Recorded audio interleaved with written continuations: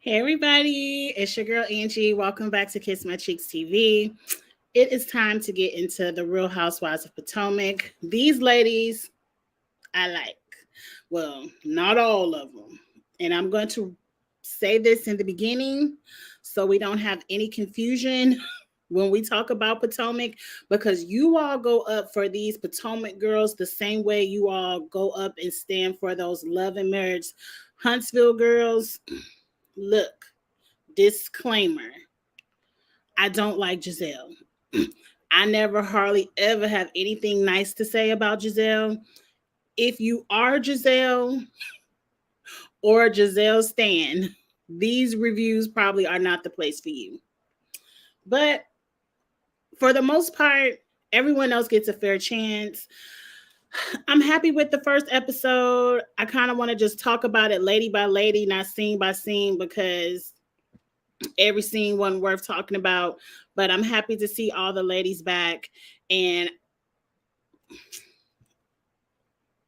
I want to say this. The super trailer looked really, really good for the season. But I feel like we saw 85% of the super trailer episode 1. So I'm a little bit nervous about what else y'all going to give. But I'm still watching. Up first, before I go any further, I'm dedicating all my videos this month of October for breast cancer awareness. We all know October is Breast Cancer Awareness Month. Ladies, if you're my age or older, I'm 44, it's time to get our first mammograms, get our metrics set. Please go. Like, I will be honest, I didn't get my first mammogram until I was 42, 43, because my ass, number one, is a big baby, and I have humongous breasts, and I was like, y'all not about to squash my breast into a pancake, no ma'am. But then a lot of my friends, not a lot, but I had a few friends that were diagnosed with breast cancer, and then recently I just had a cousin pass away from breast cancer, and I was like, bitch, get it together, be a grown up. And I went and got my first mammogram. Of course, everything was normal. And if they don't see anything, it was like, you don't even have to come back every year. Come back every other year so we can at least make sure nothing is going on. So please do that. Don't be a big baby like me. Don't wait till you're 43, 42 to do it. Get it done, ladies. And always do a little squeeze on for yourself. If you feel something, say something to your doctor. It's always best to catch it early. Breast cancer, a lot of people survive it if you can catch it early. So that's what I want to say about that. But okay, let's get into the episode. I don't want to preach to everyone, but I do want people to be aware. How is everyone doing in the chat? Hey Eric, the episode the episode was the trip. You're excited for this review? Me too. Thank you. I just put a little 20-minute glam together because I was like, I'm not putting my contacts on, so I can't see shit without my glasses or contacts. So I said I'm put a little bit some on my face. I really couldn't see, but thank you. Well, we're gonna get into Robin. We're gonna get into Robin. Don't worry. Don't worry. Y'all shout out each other. Okay, great. Hey, Zaki. I haven't seen you in a while, Zaki. How you doing? Don't forget the challenge. Is a challenge episode tonight? Thank you for reminding me. I will be watching it. I think it's one of those intro to the challenge where people just talk about each other, but I want to know what they have to say about each other. And if you all didn't watch it last Friday, a few days ago, I did my challenge assessment, worst to first. I think I'm going to re-record it tomorrow in a little 10-minute version because it is a 2-hour video. I know y'all don't want to listen to me talk for 2 hours, so I might re-record it and do it in like a little 10-minute video. So if you really want to see who's my worst to first. But okay, let's get into the Potomac ladies. Up first, I want to talk about the confessional looks. These are everyone's first confessionals. I'm about to toot or boot everybody real quick. Ashley, I love it, but I didn't realize your forehead was this big, girl. Please swoop you out some baby hairs. Go contact Marlo and figure out how you can get you some extra edges. The hairline looks very much pushed back, but I do want some of that hair so I can do me a ponytail and a leave out myself. Giselle is always a hot mess. We've already talked about this skunk ass wig. I expect nothing better from Giselle. Karen, you really can't see Karen's up close because this is a pushback picture, but Karen looks amazing. The only thing I don't like, Karen, is that your top part of your wig and your clip-on bun are two different shades of blonde. I hate that. Mia looks amazing. I'm a pink girl. I love it. Candace, I love the natural dreads on you. I know those are faux lock extensions, but I love it. Candace looks amazing. Robin, mess as usual. The red hair is atrocious. Like, Robin, we see you all day on Instagram when this show is not filming, looking amazing. I feel like you are trolling us because I've seen you look gorgeous on Instagram, but whenever the cameras are rolling, you just can't get it right. I feel like you like, oh, I got to help out my friend Giselle so she don't be the only one that look a mess. But a mess. That shit looks awful. And I love a good shoulder moment, but that shit looks like an accordion going across your shoulder, like you about to go play at some Scottish person's wedding. No, ma'am. Mia, the breasts have set, not Mia, but Wendy, the breasts have settled. They are sitting. You look amazing. I love it. So that's my real quick toot and boot of the confessionals. Let's get into the episode. We open up the episode. The ladies are sitting at the park. And, hey, how y'all doing? I'm surprised Karen wants to make up with Giselle. Like, Giselle has said so much bullshit to you, Karen, and y'all always make up with this lady just for her to play the same game. And I'm going to get into Giselle's game a little bit later on in the episode because it's so easy to see what she does. They have a good time in the park. They're mostly discussing Mia and her cancer scare on the Twitter and Ashley's divorce. And when I speak about everyone individually, we'll get into that. So let's start with Candace and her storyline for episode 1. Candace's career is on and popping. Deep Space. A lot of you all went up for Deep Space. I listened to the album. There were a couple of songs that I enjoyed. Candace, you did a great job with that album. She's going to re-record it, and we know she's been out on tour. I wish we could have got some footage, kind of like how Candy does when she's on the road, and Candy gets that behind-the-scenes footage with her group on tour. I wish we could have got some of that part of Candace's life because to me, that's exciting. I don't give a damn about you freezing your eggs. I really don't. And it's not that, it's just not an entertaining storyline. It's not. Candace, I do love Candace DM Rocks. I do love her. Like, I like Candace. But check out Kamisha Reviews. She did an interview with Marie from Bell Collective, and Marie was talking about how people use their reproductive organs for storylines. Like, look, I'm sure Candace really does want to freeze her eggs, and she really does want a baby one day.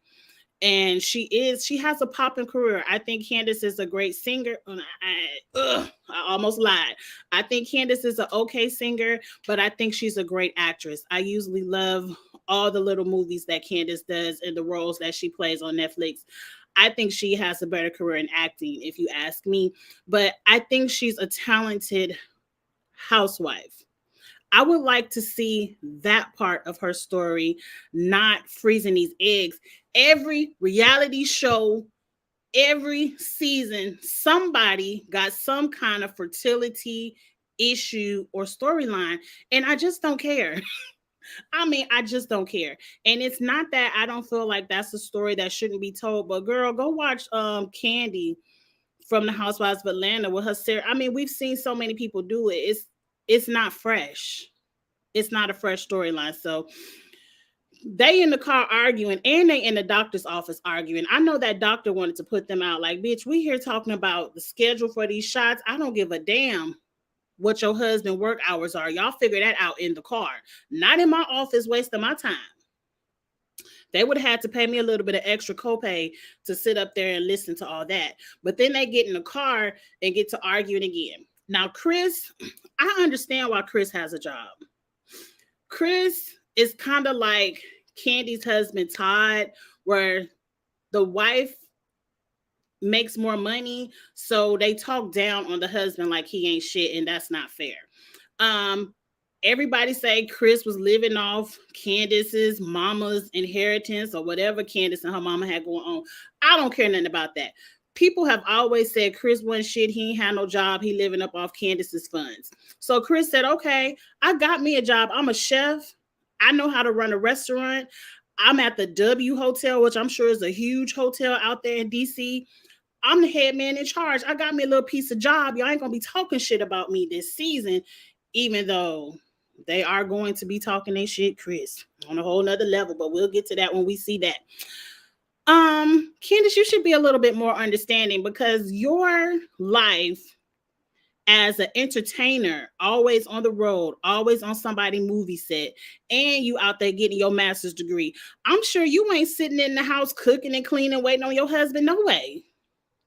But they had to have something to argue, fuss, and fight about on this TV show. So that was Chris and Candace. I can't wait for y'all to progress that storyline along because I don't care. Chris and Candace, I don't care. I would love to see you at your restaurant doing your thing, Chris. Some of them big parties you was inviting Ashley. I would like to see a couple of them big parties. I agree, Andrew. That storyline is played out. We don't care about the eggs. We don't.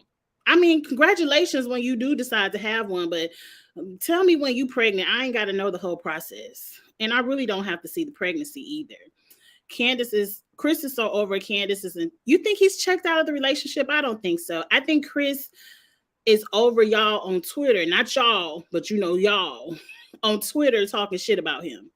I think that's what it is. I wouldn't be surprised if they separate. The way they are, they don't know how to argue. They don't know how to argue with each other and disagree. They talk to each other very disrespectfully.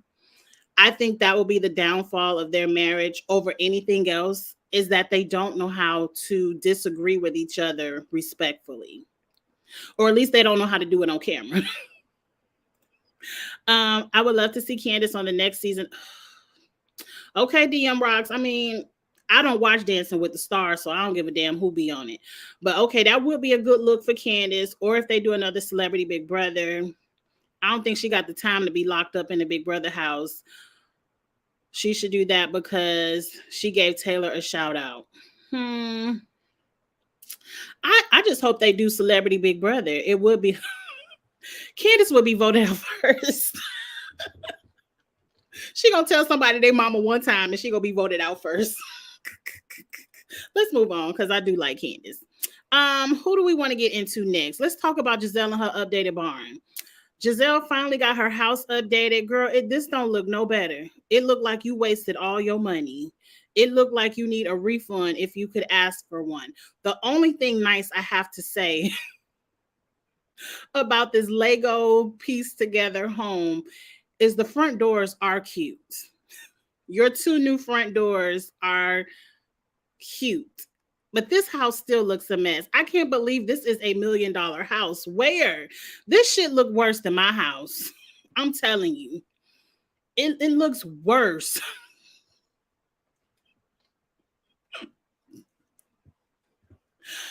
Oh my God. Giselle just can't never get it together. Girl, you should have tore this whole thing down. What you should have done, Giselle, is found you a nice piece of land in Potomac, something that you can afford, and not spend $1 million on this and Lego piece it together. You should have found something you could have tore down and built up, or live where you can afford to live. Don't nobody else live in expensive ass Potomac but Karen and now Mia, and they're both renting, and it ain't nothing wrong with renting. A lot of people rent. They can afford that $10,000 rent. It ain't like they paying $100 a month. But you should have went out there to wherever your girlfriend Robin is and got you a nice house that you could afford and not, this just looks a mess. The resale on this is going to be awful. You're going to have to live in this forever, girl, because ain't nobody going to buy this. They ain't going to give you what you pay for it. But anyway, Giselle has no storyline. Giselle's game this season, and we see her do it every season, is find something to pick on about someone and then assign the role of confrontation to someone else. Like Giselle is so concerned about Mia playing with cancer on Twitter, and I'm gonna get to Mia when it's her turn to talk about Mia. But Giselle is so concerned about somebody playing with cancer, she doesn't call up Mia and ask the question. She always I just got questions. I have questions, bitch. This is not a game show. This ain't 20 questions. Save your questions for yourself. We got questions about your life, but you don't never have no answers. So she tells Karen, "Oh, well, that's your friend. That's your neighbor girl. Go and ask her about that cancer stuff." And then when it's time to confront Mia herself, she's like, "Oh, well, Karen said she thought it was strange and weird." Like, no, bitch, that's what you said. I need y'all bitches to stop. I ain't mean to call everybody bitches. I'm sorry. I said I'm going to work on my curse words, and it's not a good, it hasn't been a good week. I need you ladies to stop playing Giselle's game. Whenever Giselle has questions, I need y'all to be like, "Well, bitch, ask for yourself. I ain't got no concern." Y'all fall into this trap every season. And then when it comes on the table, she throw y'all asses under the bus because y'all the ones sticking y'all noses in other people's business. I don't know who made Giselle the head bitch in charge. I don't know why y'all bend to her. I don't know why everyone caters to her. I don't know why Karen want to be her friend. Wendy, bitch, I don't know why you even walked in her direction to give her a hey, a hello. I would have paid Giselle. Giselle would have been a ghost at Karen's party, but I'm not gonna go out of order. But anyway, that's all I gotta say about Giselle. So far, she has no storyline, and I'm sure she won't have one for the rest of the season. What's up next? Who's up next? Oh, I forgot. Her daughters. I don't think this is Angel and Adore. Grace is the oldest. Grace isn't here. They help her pick out this outfit. I actually like the outfit. Look, look.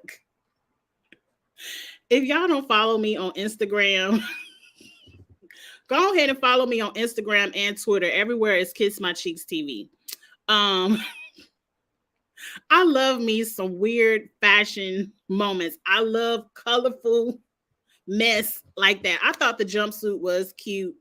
I thought Giselle, when she had it on, it was nice until I saw the glitter bomb she had on her chest. Like, Rihanna would never. You're supposed to tap the glitter bomb on your cheeks. It's a highlighter. You're not supposed to rub the whole container on your chest. Girl, Giselle just can't get it right. But I love is too strong. Love is too strong, Angie. Don't go overboard with your words. I tolerate Giselle when she's a mother in scenes with her daughters. Like, that Giselle I could watch on TV. And it's probably because I really like her daughters. They are great young women, educated, smart, gets their mama together. I love to see it. That's the only time I like to tolerate Giselle on my TV screen, is when the girls are with her. But yes, that was the moment. Yes, we're going to get to Giselle and Wendy. I don't want to go too far. They should have placed Charisse with Katie. I agree. I already saw the little preview for next week. We're going to see Katie next week. Katie gets those ladies together. I miss me some Katie. Who's up next? Let's get to the audacity of the episode. Miss Robin. I ain't got no pictures of Charisse, but Robin meets up with Charisse. And again, we already talked about how awful this red hair is. Robin is someone who, when she's rocking her right shade of blonde, she looks good as a blonde. I like the blonde hair over the dark hair on Robin. But anyway, number one, They're sitting in the park telling Ashley, and we ain't got to look at Robin to talk about Robin because I don't really want to look at her. I just want to show her picture. They're sitting in the park telling Ashley about the rules of how to divorce and how not to divorce. And the two women who have the most fucked up divorces are giving her the rules. They're saying, how dare you still live with Michael and you buy a house with Michael and that's not how you divorce. I'm like, Robin, bitch, you are the pot. Is it the pot calling the kettle black, bitch? You are the pot and the kettle. How dare you talk to anybody about divorce and what you should be doing after? You ain't never left your husband, ex-husband, after the divorce. I don't think y'all ever left in a separate apartment. And then Giselle, you sitting up on here a whole season fake dating your ex-husband, and you want to give Ashley the rules of what to do and not to do in a divorce? She already sat down on the blanket and said, in the state of Virginia, you have to separate a year before you can file anything. And a lot of states have those kind of time periods because they want to make sure you really serious about breaking up this marriage before we get to filing all these paperworks. Because half of y'all separate and 2 months later you back in the house and we done wasted a whole bunch of coins and a whole bunch of office people time on this paperwork. So after Ashley said that, I was like, I understand. She got to wait a year. Why I'm about to pay this attorney for it and he can't do shit for me for a whole year? That doesn't make sense.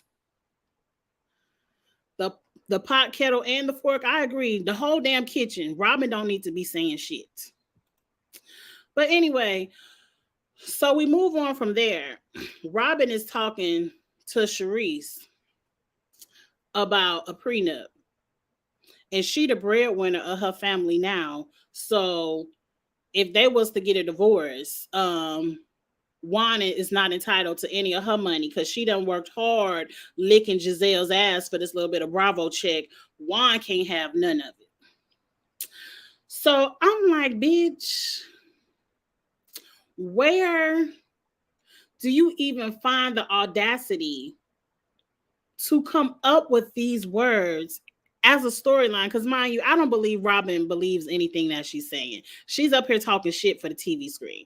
I just know it because she started this show crying. I lost all my husband's money. I invested it with a man and he told me not to give him any money and I did it anyway. And then the man jumped off a bridge and killed himself and we ain't never gonna get none of our money back. And don't make fun of me, y'all. Please have some pity on me. I ain't mean to lose all my husband money. And bitch, we ain't even read you for that. I mean, a couple of people did, but I had a little bit of as long as you humbled yourself, and we ain't even read you for that. But now you coming back after you done made a couple of coins, bought yourself a little piece of house, and then you got your girlfriend Giselle telling your business. Juan name ain't on that house. Robin ain't dumb enough to let Juan put his name on that house. Look, bitch. Juan, I done said this on video once, and I'm going to say it again. I'm going to say it twice. Call Shawnee O'Neal. Get to calling Shawnee. Figure out how Shawnee slid that money to the side. Because Shawnee was sliding it into a secret account, probably her mama name. Get to sliding one until Robin pays you back everything that she lost that was yours. Get to sliding.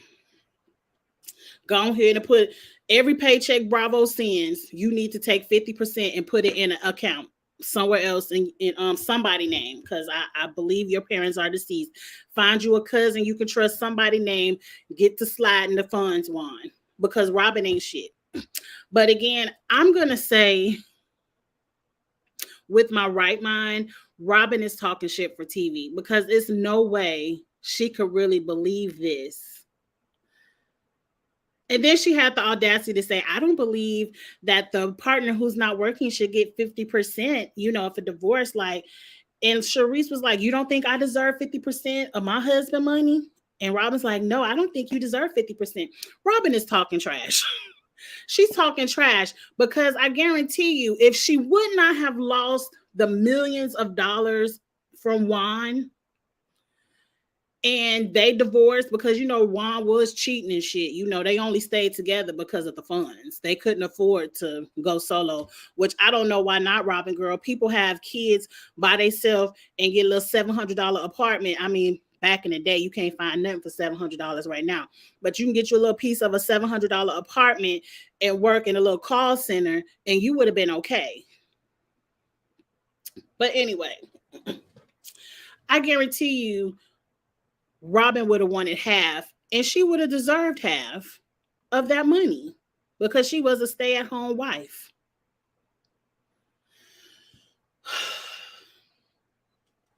I'm gonna let Robin lie on TV, and I ain't gonna get too upset about it. But if by any chance she's telling the truth, Juan, you better be sliding you a little piece of change off to the side, because how dare you? How dare you lose all this man's money and then say he don't deserve shit? Juan's never getting that money back. He might as well leave. He could have been left. Why should he leave? Why should Juan walk away from the income that's coming in the house now when he was the one who established the lifestyle?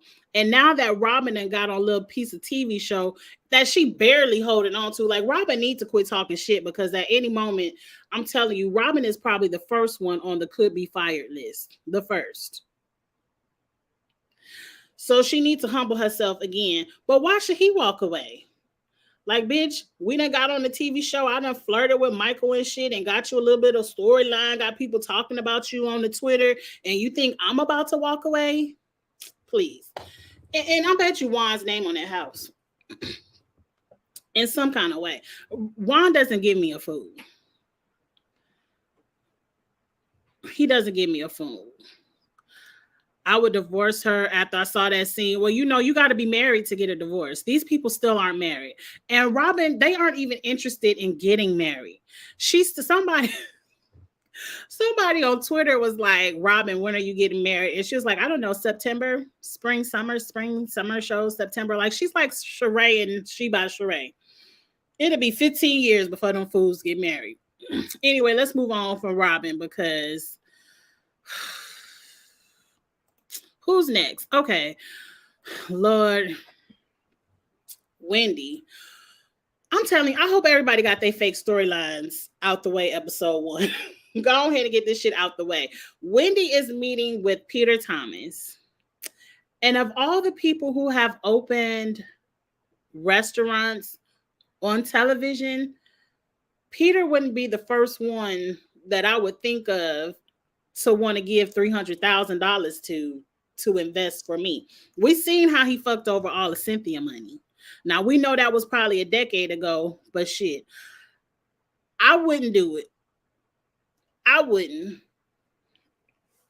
But to me, this is giving me opportunity for Peter to be on TV to promote his restaurants, because he knows these reality shows are free promotion, press and promotion. Peter is not getting ready to open up anything for Wendy, and Wendy is not about to give this man $300,000. And even if Wendy wanted to entertain it, Eddie is not about to sign the check to give Peter Thomas a dime. Number one, Wendy, I know I got the back of her head in the picture, but I want to show Peter Thomas. Right, Peter Thomas, I'm not having it. I'm not having it. Number one, Wendy, I'm not going to go another season of you playing the fool for the TV show. You came on this show with your 4 degrees, educated, Johns Hopkins University, CNN news correspondent, whatever it's called. I know you are highly intelligent. I'm not going to watch you on my screen another season play dumb to business. I don't know anything about opening a restaurant. You mean we can't put a library inside of a lounge? Bitch, no. Send them kids to the fucking library. You know that. You would not send your kids. You would not send your 3 beautiful, intelligent, smart children to a bar to read books. You wouldn't do it, Wendy. Stop playing dumb. You are the smart bitch on this show. Act smart. Let Giselle be dumb. Let Ashley say the dumb shit. You don't see Candace walking around saying dumb shit. Candace says, I'm educated, I'm smart, and Candace sounds intelligent, at least when it comes to business in her career. Stop playing dumb. That's not what we want to see from you. And if that's what you're going to do, you're going to be on my fast forward list. Quick, Wendy. Quick. I'd rather see you come in giving me something intellectual. And I probably said that shit wrong. I ain't no fucking English major. I know math. But I'd rather hear you say something intellectual. Give me something to think about. Give these ladies something to think about instead of sitting up in front of Peter, who says enough dumb shit himself, talking about libraries in the bar. And kids can come to the bar and read a book before their parents come get their drink on.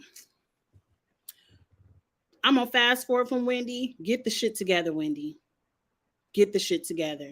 I'm not going to let you be a dummy this season. You already played yourself last season talking about you don't know about a business plan and all this other shit.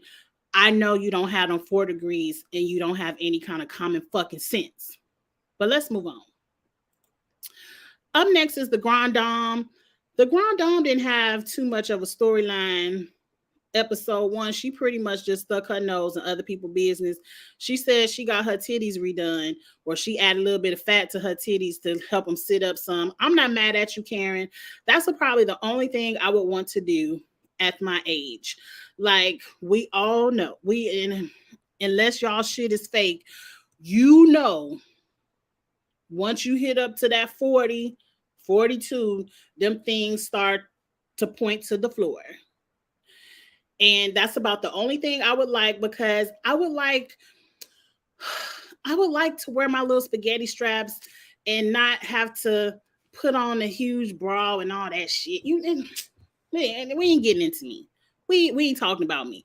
I'm just saying I would like to lift mines back up too. So I'm not mad at Karen. Now, the one thing I'm mad at, Karen, and please don't kick me out the fan club.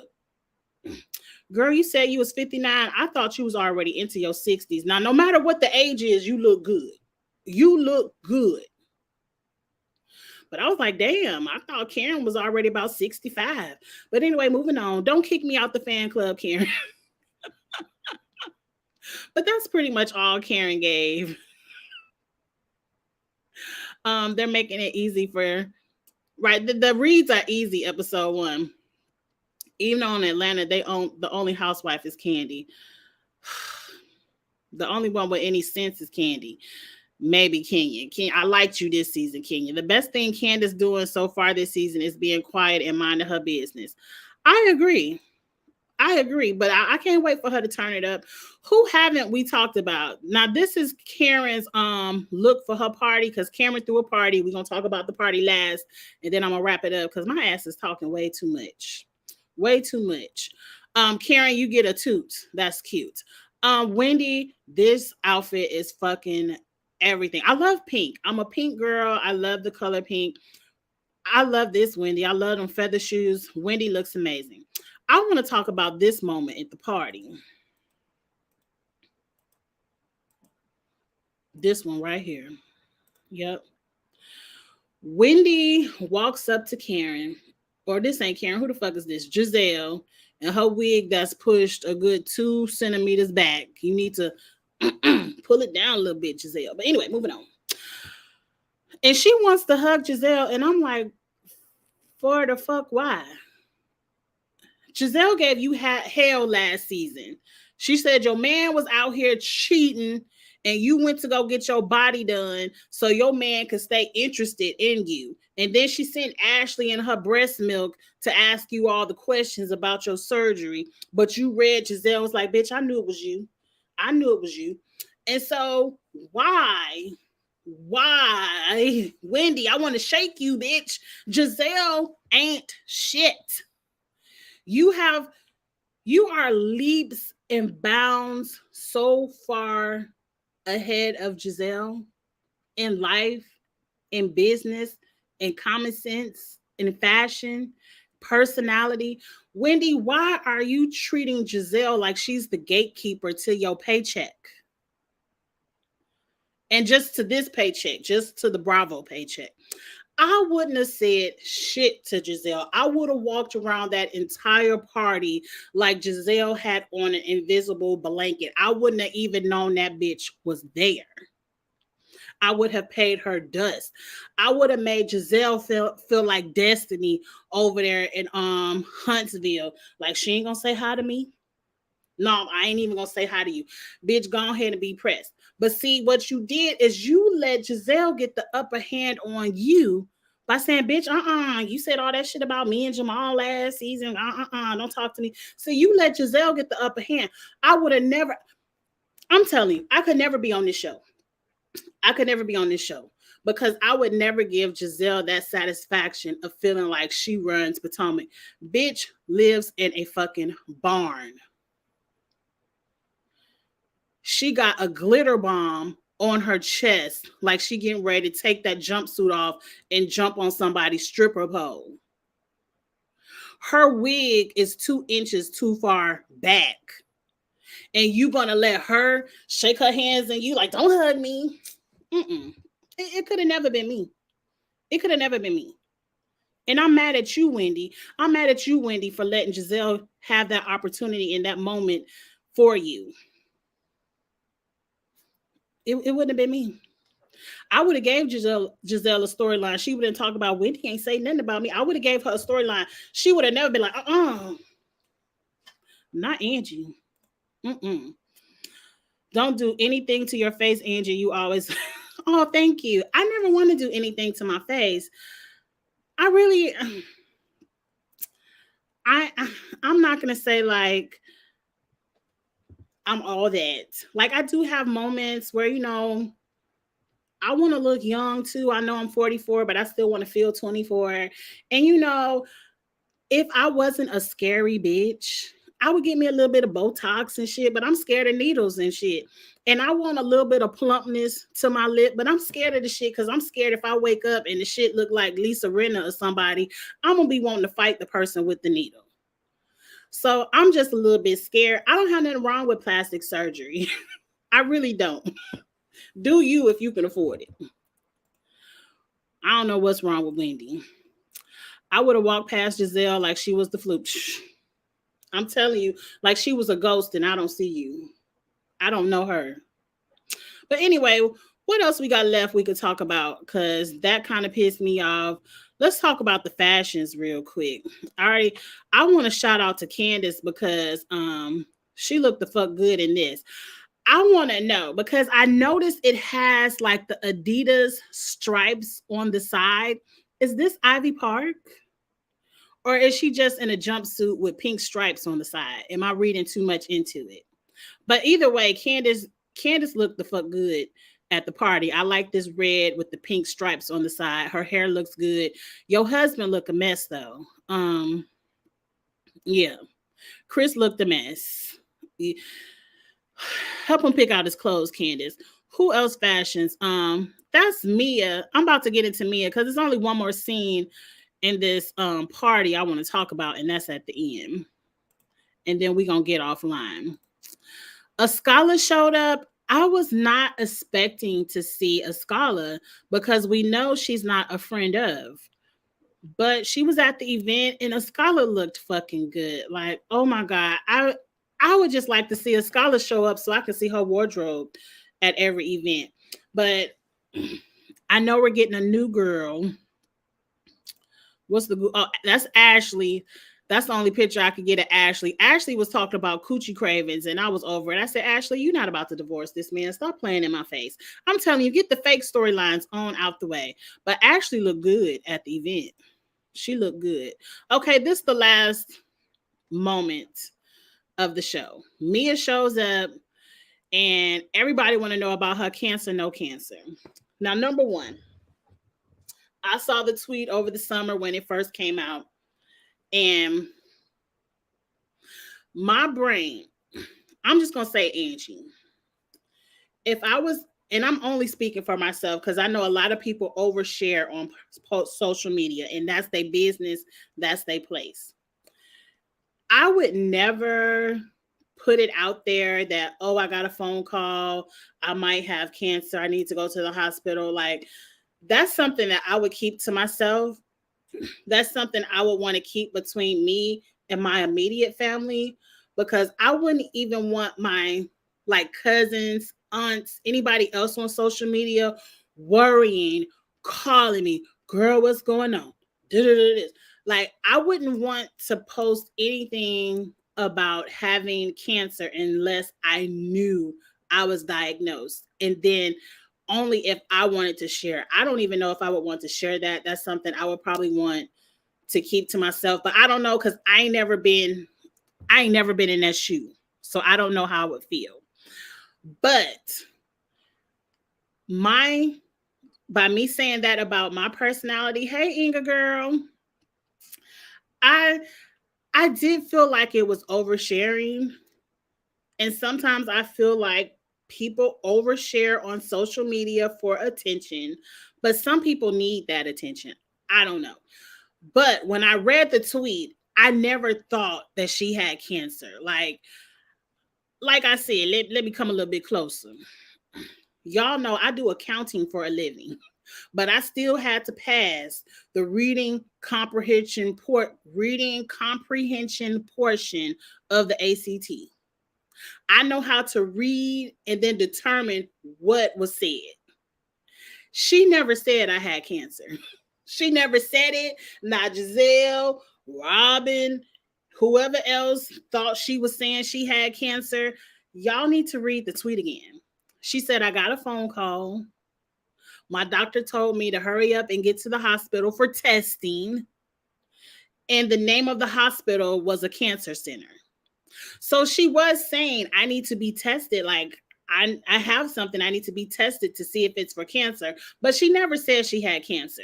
And then a later tweet, she tweeted that she was all good a couple of weeks or months later. I ain't see the all good tweet. But anyway, we know she all good. So how Robin and Giselle even come up with the thing, cancer ain't nothing to play with. How you gonna get on the internet and say I got cancer, then oh no, I don't got cancer? She never said that. Y'all bitches can't comprehend. Which, look at the two bitches that can't, like the dumbest bitches on the show. I'm not surprised. I'm not surprised. But what this lady does on her social media is none of your business. And the way Mia came in, because you know Giselle, this is Giselle's game. Like, Karen, did you talk to Mia about her cancer situation? Because, you know, we talked about it and Karen thought it was weird and she was going to talk to you. And Karen was like, bitch, I ain't say that. Don't be putting words in my mouth. And yeah, I talked to her. Like, I felt like she shouldn't have put it out there and stuff. But that was her business. I'm telling y'all, stop playing Giselle's game. Whenever Giselle come around talking about I got questions, tell that bitch to go ask them. Stop asking shit for Giselle. This is her game. This is her MO. Y'all need to stop it. I smell like something's burning. I don't know if my husband is downstairs cooking. I need to hurry up and go check it out. So let's get to the main event. Giselle gets in Mia's face. Bitch, is cancer, no cancer, cancer, no cancer. We need to know. And Mia said, fuck you, bitch. Did she say bitch? She should have said bitch. Bitch would have put a little more emphasis on it. But Mia cussed Giselle out and the episode went off. That was it. Like I said, great episode. Great episode 1. I had a good time.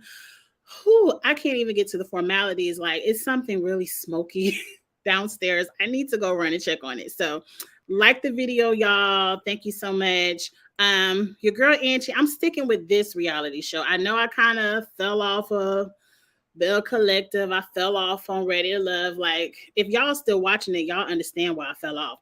But Potomac, I'm here. I'm here. So go ahead and hit subscribe. Your girl Angie will be reviewing this the entire season.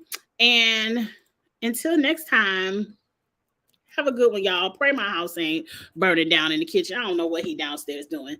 I'll talk to y'all later. Bye.